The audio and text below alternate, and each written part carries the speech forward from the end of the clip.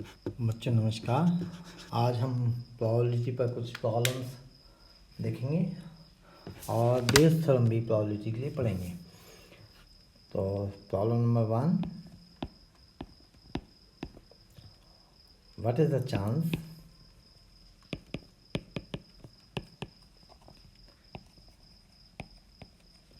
chances probability of drawing a total of 11 with 2 dice।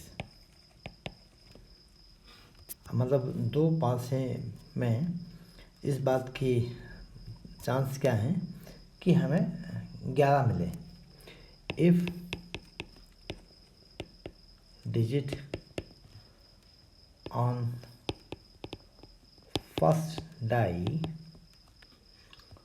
is 5। Okay, मतलब ये निश्चित है कि फर्स्ट डाई पर कितना आना चाहिए, 5। So if digit on first die is 5, इसकी पैरेक्ट आपको निकालना है।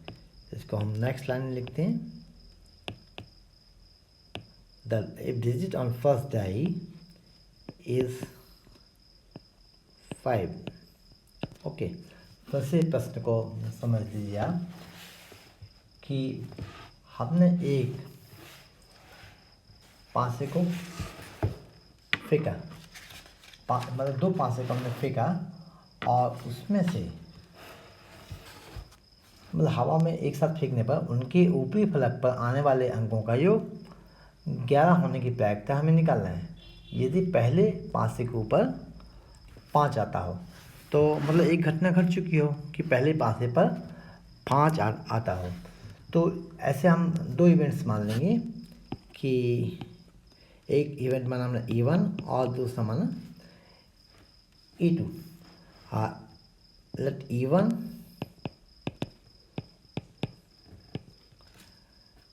be the event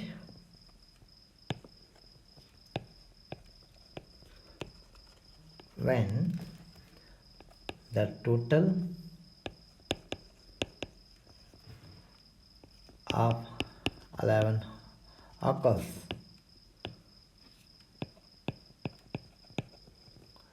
मतलब इवन वो घटना हुई जब दोनों डाई पर जो फलक हैं उनका योग 11 आता है। And E2 the event when 5 occurs on the first die.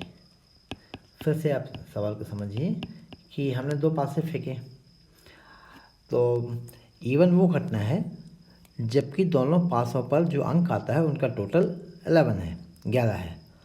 और E2 दूसरी घटना है, the event when 5 occurs on the first die. पहली डाई पर 5 आता है तो उसे हम घटना E2 कहते हैं। तो ये बात तो निश्चित है कि फर्स्ट डाई पर 5 आना चाहिए और दोनों का टोटल 11 होना चाहिए।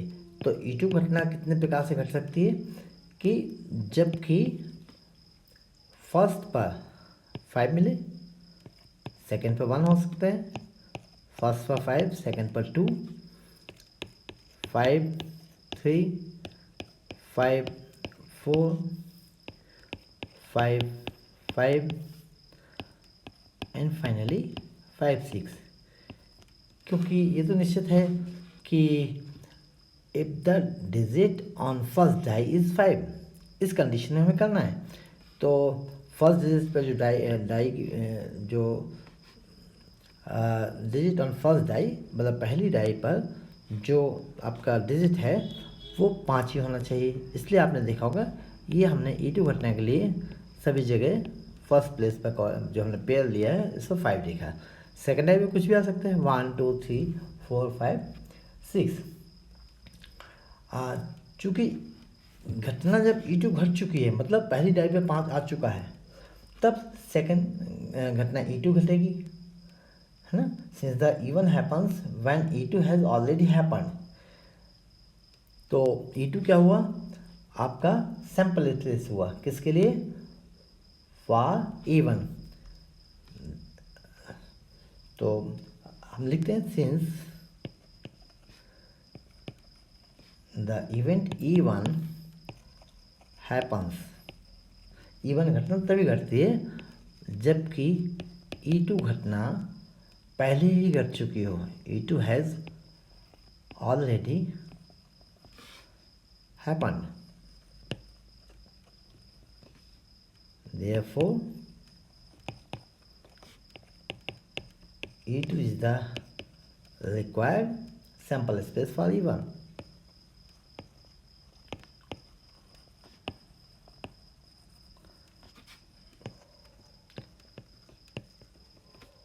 तो E1 के लिए सैंपल स्पेस E2 है, और E2 में कितने इवेंट्स हैं टोटल, टोटल एलिमेंट्स जो हैं वो 6 हैं। इसे हम क्लोज कर देते हैं स्पेस के लिए। So there is only one pair which is 5 and 6, 5 6। तो यहाँ केवल एक ही पेयर है E2 में, whose sum of digit is 11। Okay, so E1 घटना केवल एक ही पॉइंट पर घट सकती है, 5 6 पर, क्योंकि दोनों डिजिट का टोटल 5 + 6 11 है। सो E1 इंटरसेक्शन E2 कितना हुआ आपका, therefore E1 intersection E2 is only 5 6, दोनों में कॉमन।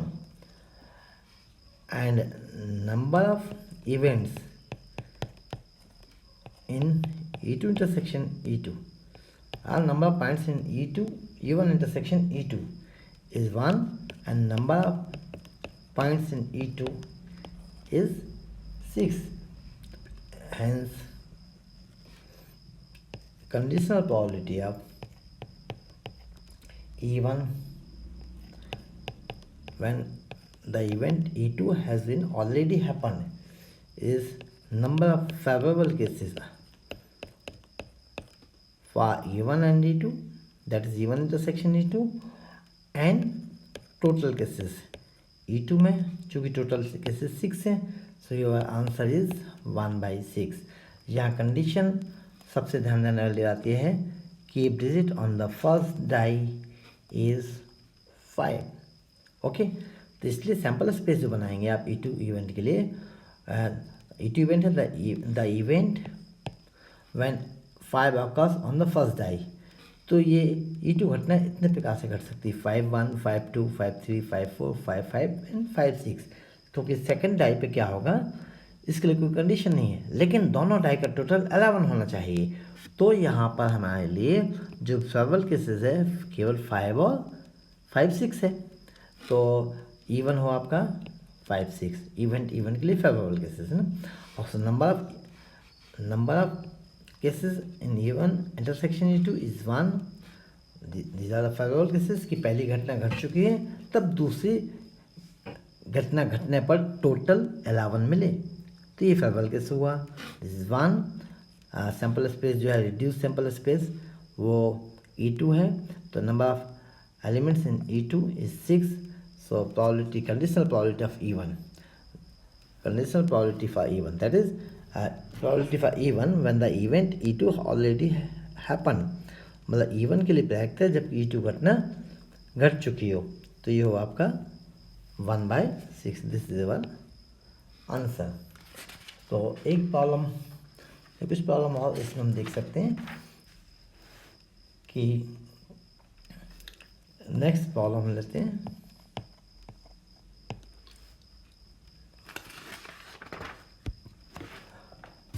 ये एक्सक्लूसिव इवेंट्स और इंडिपेंडेंट इवेंट्स पर बेस्ड है। पहला प्रॉब्लम था कंडीशनल प्रोबेबिलिटी पर बेस्ड था। सो अगर there are 3 shooters A, B and C try to hit a target, try to hit a target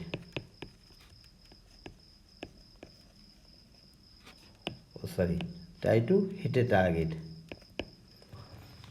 A can hit the target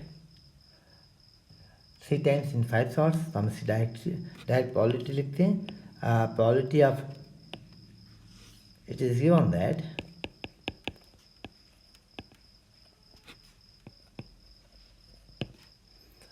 probability of A is 3/5.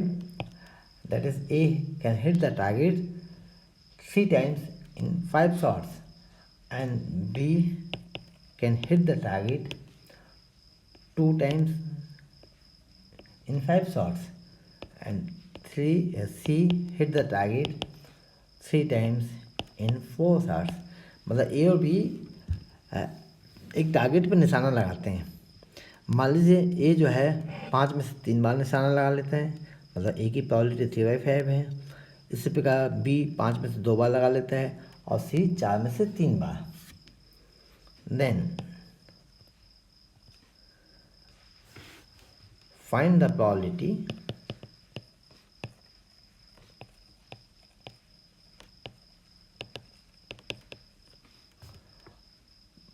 Find the probabilities. 2 प्रकार की probability निकालेंगे हम. Then find the probabilities of the following event. A, 2 of them hit the target, 2 of them hit the target. मतलब इन 3 में से कोई भी 2 निशाना लगा लेते हैं. ओके. और B है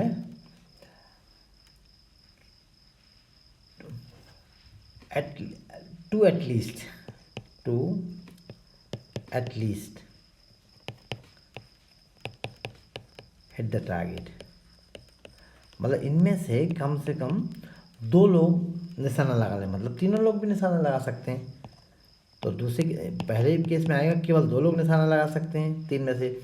मतलब A और B निशाना लगा लें, अथवा B और C लगा लें, अथवा C और A लगा लें. इतनी संभावना इसमें बनेगी. तो फर्स्ट केस में हम देखते हैं A and B, any 2 A, B, C can hit in the following 3 cases. Okay. Any 2 from A, B, C can hit the target in the following 3 cases.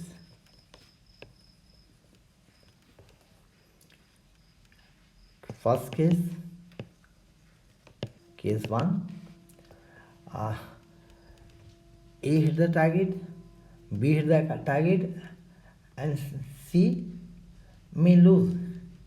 A and B hit and C may lose. बस C का निशाना चुक जाता है. Then probability P1 is given by probability of A, probability of B. चूँकि C target को hit नहीं कर पा रहा है, इसलिए probability of not happening of C है ना. तो C बार हमने लगा दिया है. तो आप देखेंगे A की probability 3/5 दी है, B की probability 2/5 है और C की probability 3/4 है. इसलिए हिट ना करने की टारगेट को निशाना ना लगाने की probability 1 minus C/4. So this is 1/4, 25 4 100. So this is 6/100. Case 2 similarly, मतलब A can hit the target, B lose and C hit the target. मतलब A की प्रायिकता 3/5, B की निशाना ना लगाने की प्रायिकता 1 माइनस 2/5 और सी की प्रायिकता 3/4। तो ये मिला आपको 3/5 into 3/5 into 3/4। So answer is 27/100। Case third, मतलब इसमें देखें A hit the target, B hit the target and C lose करता है, टारगेट नहीं निशाना नहीं लगा पाता है। नहीं सॉरी, ये जो हमने केस देखा है A hit the target, B lose कर रहा और सी निशाना लगा करता है। तीसरे केस में मान लीजिए कि ए निशाना नहीं लगा पाता है, बी निशाना लगा लेता है और सी निशाना लगा देता है। सो इस केस में जो प्रोबेबिलिटी होगी, probability of A bar, probability of B into probability of C. अब देखिए ए निशाना नहीं लगा पा रहा तो ए बार हमने लगाया, तो ए की निशाना ना लगाने की प्रायिकता 1 माइनस निशाना लगाने की प्रायिकता, टारगेट को हिट करने की probability, into probability of B, probability of B is 2/5 and probability of C is 3/4। So this is 2/5 into 2/5 into 3/4। So this is 12/100। All these three are mutually exclusive, क्योंकि first case में देखेंगे आप ए और B निशाना लगाते हैं, सी नहीं लगाता, तो सेकंड केस में बी निशाना नहीं लगा पाता, ए और सी लगाता है। So all the above three cases are mutually exclusive, hence the probability that any one of above three events may happen, any two will hit the target. So required probability equal, मतलब इनमें से कोई भी एक दो निशाना लगा लें, कम से कम दो नहीं, एग्जैक्टली दो। तो P1 में देखेंगे आप ए और बी निशाना लगाते हैं, P2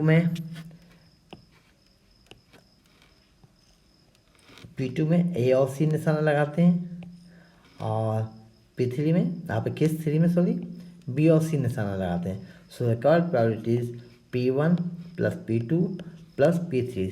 so this is 6/27, 6 plus 27 plus 12, चूँकि कॉमन एलसीएम है 100 है। सो योर आंसर इज 45/100 और 9/20। ये आंसर हुआ। अब आप देखेंगे जो तीसरा केस उन्होंने कहा at least to of them hit the target, तो आप एक चौथा केस हो गया कि फोर्थ केस ले लीजिए आप एडिशनल फॉर बी। तो A hit the target, probability A hit the target, B also hit the target and C also hit the target. So this probability of A is 3/5, B is 2/5 and C is 3/4. So this is 9 to the 18/100. So probability becomes, so answer is P1 क्या थी probability कि to hit the target, P2 at least to hit the target. ये आपका question भी है, तो question ए में था कि any two from A B C can hit the target, यह क्वेश्चन था आपका, two of them hit the target. तो any two from A B C can hit the target in 3 cases, तो ये 3 केसेस हमने देखे। अब यहाँ क्या है कि एटलीस्ट टू, तो तीनों भी टारगेट को निशाना लगा सकते हैं, इसलिए हमने ये चौथी प्रोबेबिलिटी निकाली। सो पहला आपका आंसर था 45/100 प्लस 18/100, सो दिस इज 63/100। तो हुआ ये क्वेश्चन बी के लिए आंसर। ऐसे हम एक क्वेश्चन और देखना चाहेंगे जो आपके लिए थोड़ा नई थोड़ा एक नया केस होगा।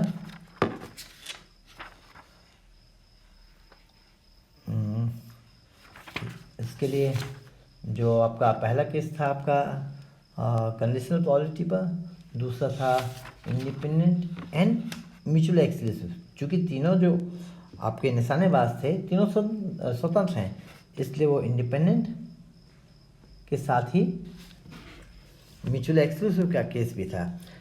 एक प्रॉब्लम और हम लेते हैं, थोड़ा डिफरेंट नेचर का होगा ये। तो a party of n persons sit at a round table.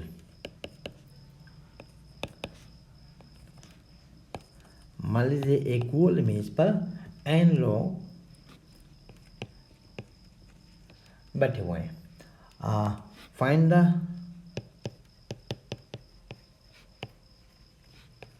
Odds, odd against and odd in favour. ये हमने आपको प्रोबेबिलिटी के फर्स्ट लेक्चर में समझाया था। So find the odd against two specified individuals, two specified individuals sitting next to each other.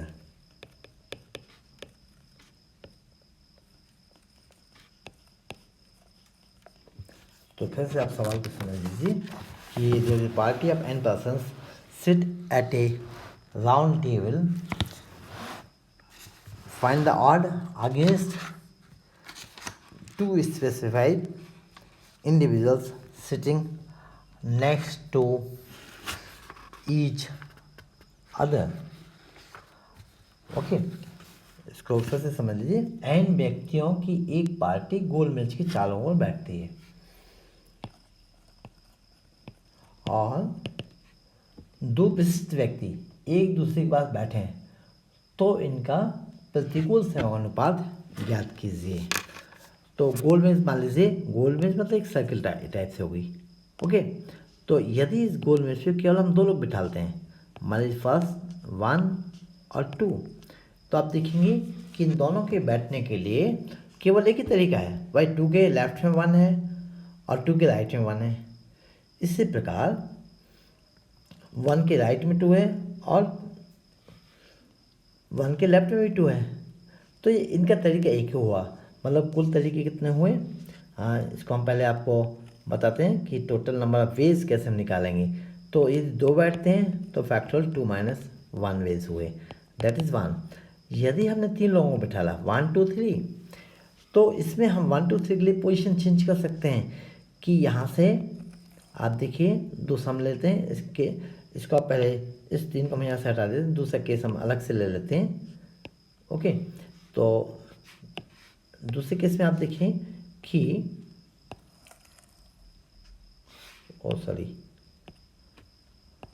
थोड़ा एक सब सर्कल बनाते हैं।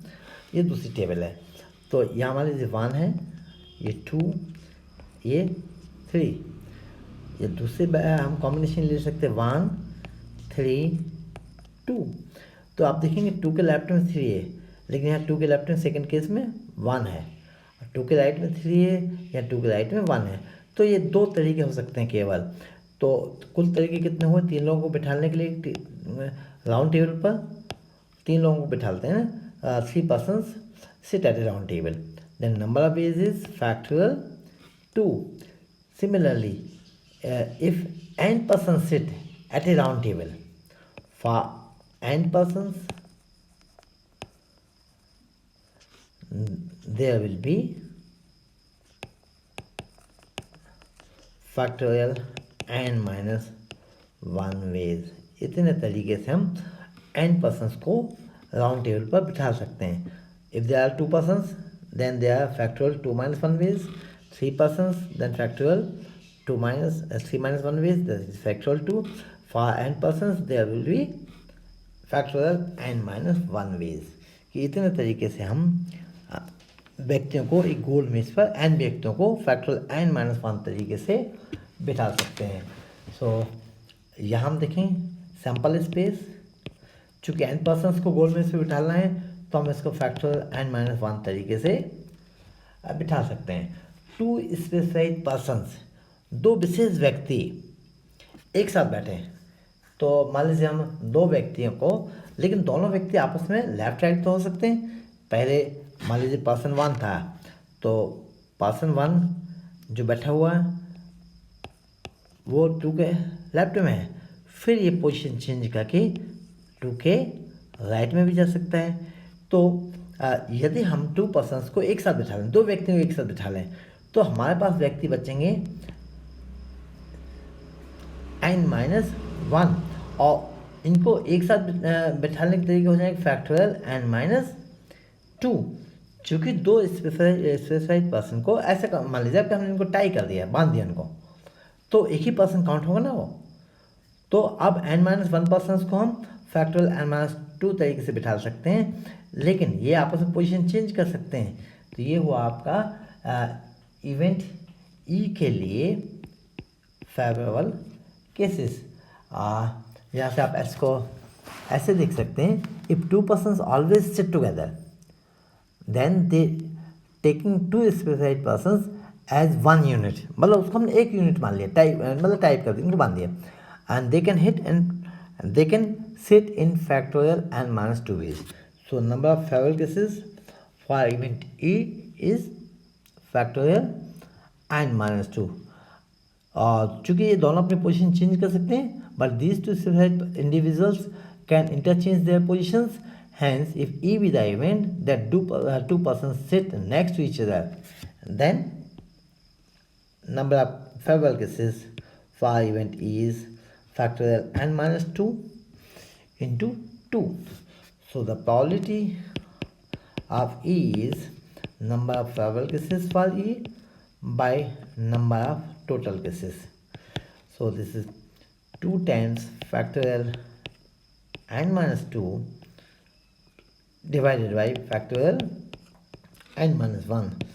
So this is 2 into factorial n-2 by n-1 into factorial n-2. So result is 2 by n-1. अब odd against निकालना चुकी, तो probability for not happening of event E ये निकालना होगी। So this is 1 minus probability of E, ये भी हमने प्रूफ किया है, probability of E plus probability of E bar equal 1। So probability of E bar is 1 minus probability of E, so 1 minus 2 by 1. So this is n-1 minus 2 by n-1. So that is n-3 by n-1. Therefore, the odds against R equals to P E bar by P E. So this is n-3 by 2. So this is your answer. देखिए यही यदि odd against की odd in favour निकालना होता है, प्रतिकूल संयोगानुपात निकालने की जगह अनुकूल संयोगानुपात निकालना होता है, तो जैसे इसका रेसिप्रोकल होता है P अपॉन P ई बार। ओके, तो ये पॉलिटी के बाद हम समझना चाहेंगे इनवर्स पॉलिटी के लिए। इनवर्स पॉलिटी बेस थ्योरम, ये भी आपका इस यूनिट का एक टॉपिक है। तो इसे देखने के लिए इनवर्स पॉलिटी, ये भी आपका कंडीशनल पॉलिटी पर डिपेंड है। तो लोग डायरेक्ट हैं और बेस थ्योरम, इनवर्स पॉलिटी और इस पर कुछ प्रॉब्लम्स भी हमें डिस्कस करना चाहेंगे। तो पहले आते हैं इनवर्स पॉलिटी पर।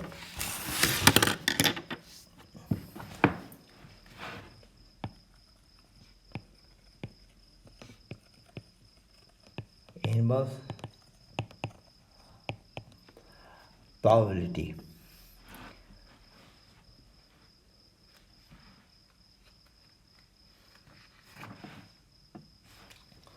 ये भी बेस स्वयं के लिए इनवर्स प्रोबेबिलिटी बहुत आवश्यक है, और इसे समझने के लिए आपको कंडीशनल प्रोबेबिलिटी के लिए फिर से एक बार रिकॉल करना होगा कि कंडीशनल प्रोबेबिलिटी क्या होता है। किसी घटना के घटित होने के बाद हमें दूसरे घटना के घटित होने की प्रायिकता ज्ञात करना है।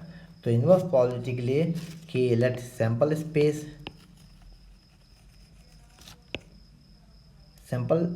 Is S. ओके, इस एस को हम सुधार देते हैं कि सैंपल स्पेस इज एस। किसके लिए? For and for a random experiment. कोई भी आप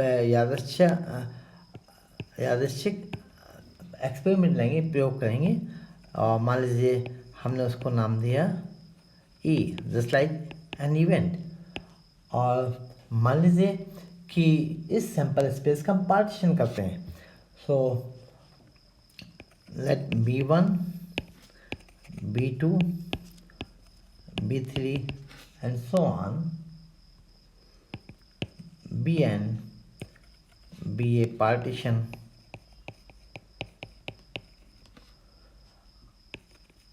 of S. Okay, that is B1 union B2 union B3 union and so on union Bn equal as। Partition, mathematics में पार्टीशन की definition है कि किसी भी सेट का पार्टीशन मतलब उसको अलग अलग सबसेट्स में हम इस प्रकार से तोड़ते हैं कि उन्हीं सब जो सबसेट्स हैं उनका यूनियन कंप्लीट सेट के बराबर हो, और किन्हीं भी दो सेट में कुछ भी कॉमन ना हो। तो जैसे यहाँ इवेंट्स में कुछ कॉमन नहीं होगा, तो इवेंट्स कैसे होंगे? If intersection of any two events is empty then events are said to be mutually exclusive. ये भी हमने पहले पढ़ा है। तो वेयर, चूँकि पार्टीशन के मेंबर्स हैं B1 B2 Bn, so where B1 B2 and so on Bn are mutually exclusive, मतलब परस्पर अपवर्ज्य हैं। मान लीजिए ए कोई अनदर इवेंट है, कोई दूसरा इवेंट है, और यह केवल तभी ये घटना घटेगी जबकि इनके घटने का कारण, एक ही घटने का कारण एन इवेंट्स पे डिपेंड करता हो। मतलब the event A can happen with any of the N events B1 B2 Bn, then the probability P B1 B2 and so on Bn are called a priori probabilities। priori पूर्व प्रायिकता है, इनको priori probabilities कहेंगे। इसके अलावा जो conditional probability हो गई, conditional probability of A when event E1 happens already happens, or probability of A when the event E2 already happened and so on, probability of A, conditional probability of A। इसको हम कहते हैं conditional probability of ए। ये पहले आपने पढ़ा है, these are conditional probabilities of A। तो जैसे हम जानते हैं कि ए घटना केवल बी घटना के घटित होने पर ही घटती है, तो जो प्रोबेबिलिटीज़ हैं B, conditional probability of BI, जो मतलब हम इनवर्स फॉर्म में ले रहे हैं, इस called a posterior probabilities।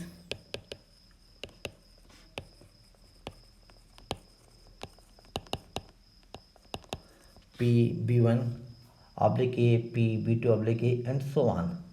So the probability of event A is affected with Pi when it is known that A happened. चूँकि कंडीशनल प्रोबेबिलिटी है, ये घटना जब घट चुकी है, तो ये आपकी स्टडी ऑफ इनवर्स प्रोबेबिलिटी है कि चूँकि A in B1 B2 Bn का सबसेट है। तो इस केस में अब यहाँ से हम आगे देखते हैं बेस थ्योरम। बेस थ्योरम बहुत छोटा सा थ्योरम है ये, कि इसका स्टेटमेंट लंबा है। बेस थ्योरम,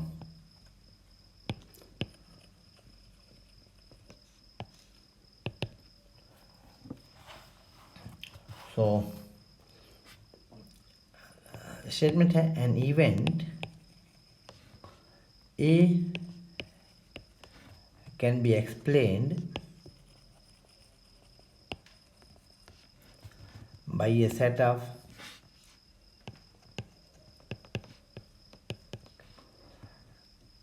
एक्सक्लूसिव, अभी हमने देखा था कि एक्सक्लूसिव भी देखा, और एग्जॉस्टिव इवेंट्स क्या है, जब वो सैंपल स्पेस के यूनियन के बराबर है, तो ये एग्जॉस्टिव भी हैं। By a set of exhaustive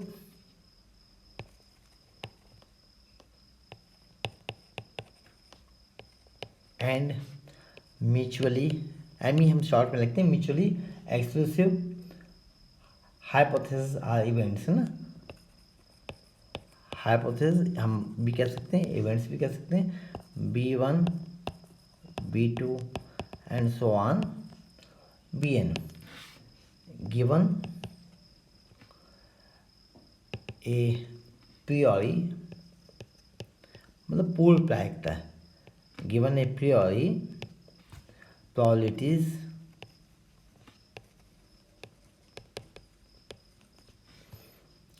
P B1 P B2 and so on P Bn corresponding to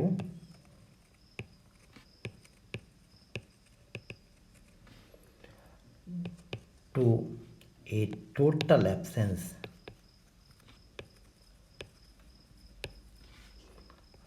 of knowledge regarding the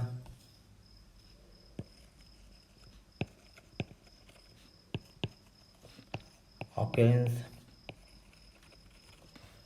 of A, मतलब A के occurrence की जानकारी नहीं है, and conditional probabilities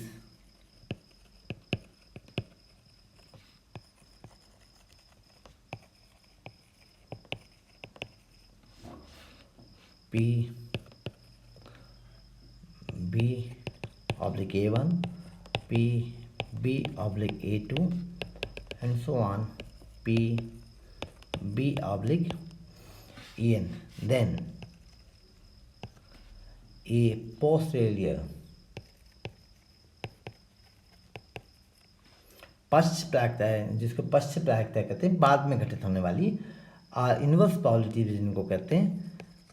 तो पश्च प्रायिकता है और inverse probability P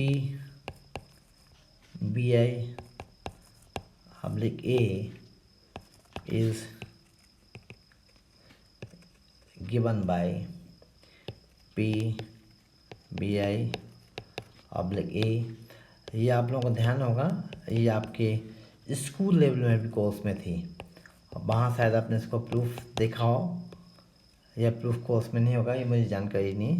divide by sigma I equal 1 to n P BI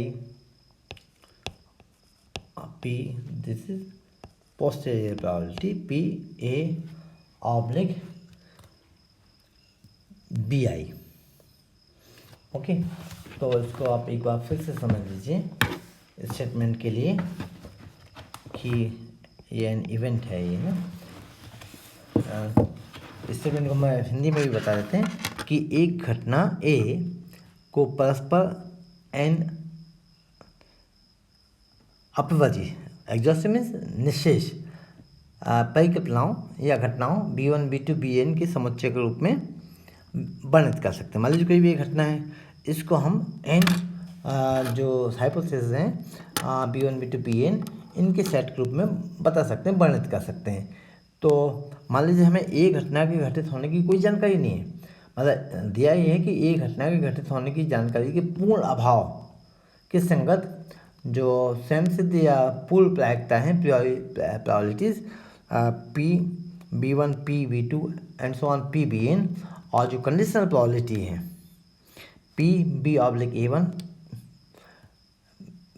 P और जो कंडीशनल प्रोबेबिलिटीज़ हैं यहाँ आपने देखा पहले कि P B/A1 P B/A2 and so on P B/AN, ये कंडीशनल प्रोबेबिलिटी है। तब जो पश्च प्रायिकता है P BI/A को हम इस प्रकार से दर्शा सकते हैं। ये हमें इसमें प्रूफ करना है। तो ठीक है बेटा, इसको हम प्रूफ करते हैं। देखिए, सबसे पहले तो आपने थ्योरम ऑफ कंपाउंड प्रोबेबिलिटी पढ़ी हुई है, मिश्र प्रायिकता का प्रमेय। ये हमने आपको पहले प्रूफ किया था कि इसका प्रूफ में स्टार्ट करते हैं। So by the theorem of compound probability we have P A intersection BI। हमारे दो इवेंट हैं A और BI, तो थ्योरम ऑफ कंपाउंड प्रोबेबिलिटी हम लिख सकते हैं इसको probability of BI into conditional probability of A when event BI happen. अब यहीं से देखें, हम इसको ऐसे भी तो लिख सकते थे, probability of A intersection BI is probability of A into conditional probability of BI। मतलब हमने A और BI का रोल आपस में चेंज कर दिया। So therefore P BI conditional probability P BI/A into PA equal P BI into P A/BI। This implies P conditional probability for BI is, जो कि हमें निकालना है, is given by P BI conditional probability of A upon PA से हमने divide कर दिया। मान लीजिए हमारा ये नंबर 1 है।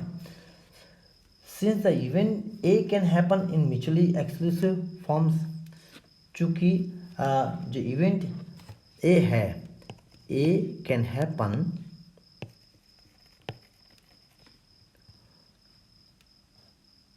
in the form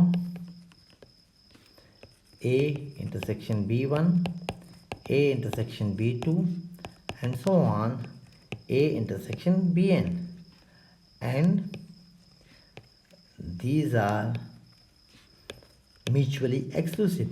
चूँकि एक घटना इन घटना B1 B2 Bn घटना के साथ घट सकती है, और A intersection B1 A intersection B2, चूँकि B1 B2 Bn पार्टीशन है S का, इसलिए परस्पर अपवर्जी हैं।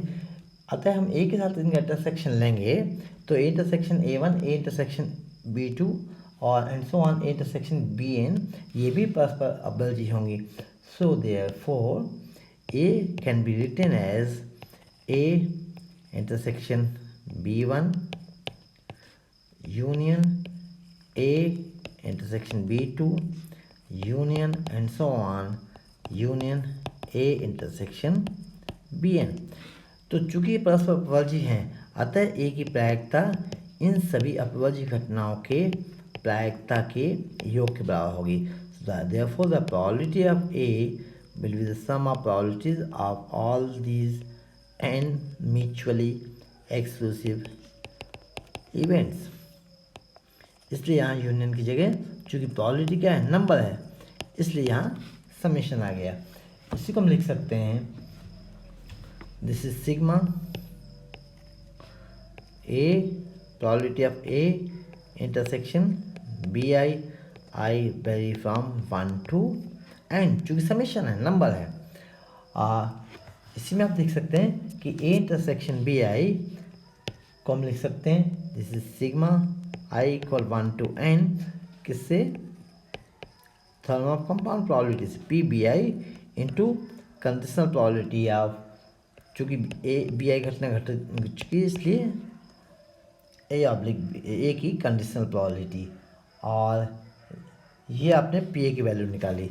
सो देयरफॉर बाई 1 and 2 से पी ए की वैल्यू 1 में रख दीजिए, बाई 1 and 2 बी है P B I oblique A is P B I P A oblique B I by P A by 2, P A है sigma I equal 1 to n P B I P A oblique B I. Proof इसका बड़ा simple है, आपने देखा होगा कि यहाँ हमने थ्योरम ऑफ कंपाउंड प्रोबेबिलिटी से लिखा, दो तरीके से लिख सकते हैं, हमने दोनों तरीके से लिखा और दोनों इक्वल होंगे। तो आपको equation number P B I oblique A, चूँकि पी बी आई इक्वल हमें ये प्रूफ करना है, तो ये हमने लेफ्ट हैंड साइड निकाल लिया।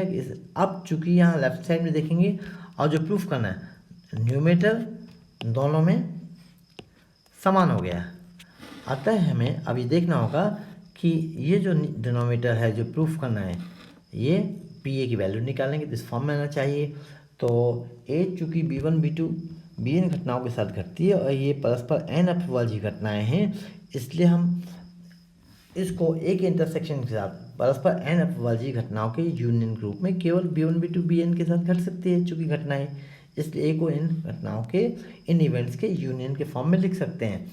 तो प्रोबेबिलिटी इनका सम के बराबर होगा। सो यहाँ से आपको पी ए की वैल्यू मिली जो आप इक्वेशन नंबर 1 में रख देंगे तो आपका रिक्वायर्ड प्रूफ मिल जाएगा थ्योरम का। इसका कोई एक न्यूमेरिकल प्रॉब्लम भी हम करना चाहेंगे जिससे ये बेस थ्योरम का टॉपिक भी यहाँ समाप्त होगा कि क्वेश्चन थोड़ा लंबा हो सकता है, तो क्वेश्चन को हम खैर कोशिश करते हैं इसको जल्दी से सम अप करने के लिए।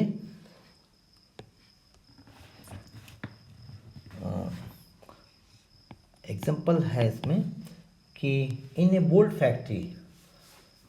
Factory machines A B C manufactured respectively 25%, 35% और 25% ऑफ द टोटल। तो ए जो है जिसे मान लीजिए टोटल बोर्ड जो है मैन्युफैक्चर होते हैं किसी फैक्ट्री में, तो ए जो है उसका 25% मैन्युफैक्चर करती है। सो दिस इज 25/100 ए के लिए प्रोबेबिलिटी मैन्युफैक्चरिंग प्रोबेबिलिटी। बी है 35% मैन्युफैक्चर करता है, तो बी के द्वारा जो बोल्ट मैन्युफैक्चरिंग की प्रोबेबिलिटी होगी 35/100 होगी, और सी करता है रिमेनिंग 40%, सो 40/100। पहली लाइन आप सुन लीजिए, in a bolt factory machines A B C manufactured respectively 25%, 35% and 40% of the probability. तो machines are A B C, तो कोई भी बोल्ट ए के द्वारा मैन्युफैक्चर होगा इसकी प्रोबेबिलिटी 25/100, बी के द्वारा होगा और सी के द्वारा, तो इनकी रिस्पेक्टिव प्रोबेबिलिटीज हमने निकाली। इसके बाद of the output 5, 4 and 2% are defective bolts. Okay, मतलब यदि फैक्ट्री ए से कोई बोल्ट मैन्युफैक्चर होता है तो उसके डिफेक्टिव होने की प्रोबेबिलिटी है 5%। ओके, मतलब ये इवेंट है आपका डिफेक्टिव बोल्ट। तो फिर से आप सुन लीजिए कि of the output that is the output from machines ABC 5, 4, 2% are defective bolts। तो डिफेक्टिव मतलब let E be the event that the bolt is defective. मान लीजिए बोल्ट डिफेक्टिव है, ये घटना ई है, तो घटना ई घटित होती है कब, जबकि मशीन ए मैन्युफैक्चर करता है। तो इसके लिए मशीन ए के लिए कहा इन्होंने 5%, मशीन बी के लिए कहा इन्होंने 4%, दैट इज़ 4/100, और मशीन सी के द्वारा मैन्युफैक्चर होता है बोल्ट, और ई घटना घटित होती है मतलब बोल्ट डिफेक्टिव होता है, तो इसके लिए इन्होंने कहा है 2%। ओके, अब मान लीजिए एक बोल्ट है ना, a bolt is drawn at random from the product and is found to be defective. मान लीजिए प्रोडक्ट्स में से हमने एक बोल्ट निकाला और वो डिफेक्टिव निकलता है।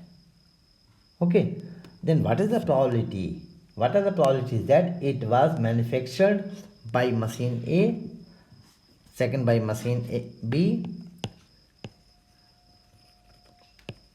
Machine A, second by machine B, and third by machine C। तो फिर से आप सवाल सुन लीजिए, what are the probabilities that it was manufactured. मान लीजिए हमने एक बोल्ट निकाला है रैंडम, अब वो बोल्ट डिफेक्टिव निकलता है, तो किस मशीन के द्वारा वो प्रोड्यूस हुआ है, मैन्युफैक्चर हुआ है। तो मशीन ए के द्वारा मैन्युफैक्चर हुआ है, तो उसके हमें प्रायिकता निकाला कि मशीन दो बी के द्वारा निकला है या मशीन सी के लिए, तो इसके लिए हमें अलग अलग प्रोबेबिलिटीज निकालनी होगी। क्वेश्चन को एक बार फिर से रिपीट करेंगे, आप समझ जाएंगे कि एक बोल्ट फैक्ट्री में मशीन ए बी सी कम से 25%, ओके, 35% और 40% का उत्पादन करती है। तो कोई बोल्ट किस मशीन से निकला है, इसकी प्रोबेबिलिटी क्या होगी, ए के लिए 25% मतलब 25/100, बी के लिए 30/100 और सी के लिए 40/100। अच्छा, ये जो प्रोडक्शन निकालते हैं उसमें से 5% प्रोडक्शन ए का जो है वो त्रुटिपूर्ण होता है, मतलब उसके जो बोल्ट ए जो मैन्युफैक्चर करता है उसमें 5% बोल्ट गड़बड़ होते हैं। तो यदि कोई भी बोल्ट गड़बड़ है, डिफेक्टिव है, मान लीजिए इवेंट ये ए है, तो ए के द्वारा मैन्युफैक्चर हुआ, इसकी प्रोबेबिलिटी 5/100, बी के द्वारा 4/100 और सी के द्वारा 2/100। मान लीजिए एट रैंडम यादृच्छा एक बोल्ट हमने निकाला, और यदि ये डिफेक्टिव मिलता है, त्रुटिपूर्ण मिलता है, तो मशीन ए के द्वारा निकला है, इसकी प्रायिकता निकालिए, क्या मशीन बी के द्वारा निकाला है, इसकी प्रायिकता निकालिए, मशीन सी के द्वारा निकला है, इसकी प्रायिकता हमें ज्ञात करनी है। तो फर्स्ट हम इसमें बेस थ्योरम का उपयोग करेंगे, और बेस थ्योरम के उपयोग से हम इस प्रॉब्लम को सॉल्यूशन निकालेंगे। तो सॉल्यूशन के लिए बाय बेस थ्योरम, अब देखिए ये इनवर्स प्रोबेबिलिटी हो गई कि हमने देखा प्रोडक्शन पहले हुआ ना, लेकिन हम कह रहे हैं कि बोल्ट पहले त्रुटिपूर्ण निकला तभी मशीन ए से निकला, तो ये इसी को कहते हैं inverse probability. So let P A the probability, P A the probability, जो इनवर्स प्रोबेबिलिटी की बात हमने शुरुआत में की थी, the probability that a defective bolt drawn at random is manufactured by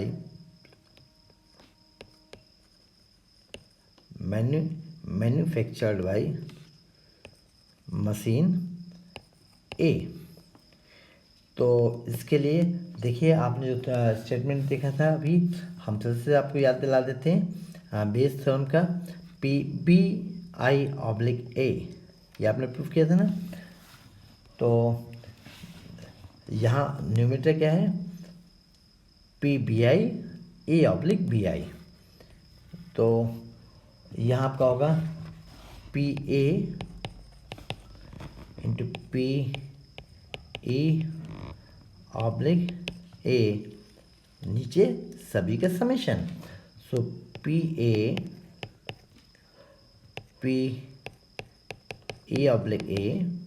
plus PB conditional probability for E मतलब bolt B machine से निकला है, इस बात की प्रायिकता, और बोल्ट डिफेक्टिव है, इस बात की प्रायिकता, plus P C into P conditional probability of E. तो यहाँ सभी वैल्यूज रख दें, ये सभी वैल्यूज आपके लिए मालूम है।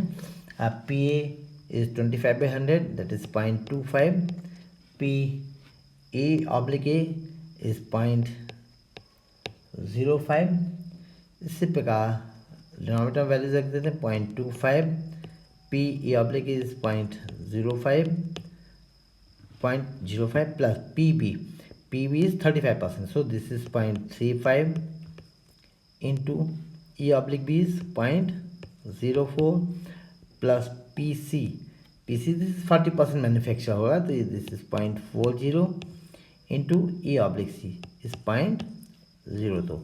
इसको हम कैलकुलेट करेंगे तो ये हम इसका थोड़ा फास्ट कैलकुलेशन देखते हैं। तो दिस इज 125, डेसिमल भी सभी से हटा देंगे, तो this is 125 plus 140 plus 80, so this is 345, so answer is 25। 5 से 5 कैंसिल कर दें, न्यूमरेटर डिनोमिनेटर से 5/25/69। अब ये हमने मशीन ए से निकाला, अब मशीन बी से निकालेंगे तो उसके लिए फार्मूला चेंज हो जाएगा। मतलब यहाँ आप देखते हैं कि मशीन ए के लिए है, तो अब यदि हम मशीन बी के लिए निकालेंगे तो कि मशीन बी से मैन्युफैक्चर हुआ है, तो आपका न्यूमरेटर क्या होगा, numerator change to P V into P E oblique B, और डिनोमिनेटर क्या रहेगा, लेट इट डिनोमिनेटर, तो डिनोमिनेटर आपका सेम रहेगा क्योंकि ये प्रोबेबिलिटीज तो यहाँ हमने निकाली थी। तो यहाँ आप देखेंगे पी वी था आपका 35%, सो 35.35 इंटू ई ऑब्लिक बी, इसके लिए प्रोबेबिलिटी आपने देखी थी 0.04, सो दिस इज 0.04 बाय डिनोमिनेटर आपने निकाला था 345, सो this is 140 by 345, so answer is 28/69। इसी प्रकार से आप थर्ड है निकालेंगे पी, मतलब मशीन सी के द्वारा डिफेक्टिव बोल्ट निकलने की प्रायिकता, तो ये आप निकालेंगे। ये मैं आंसर लिखता हूँ, आप इसको खुद निकालेंगे, you have to check it कि ये 16/69 कैसे होगा। एक क्वेश्चन और था इनका कि चलिए इसका हम सेकंड पार्ट लेते हैं। यदि इन्होंने कहा कि find the probability that defective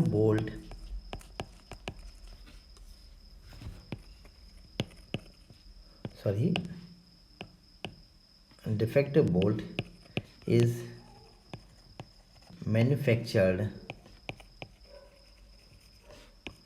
by machine B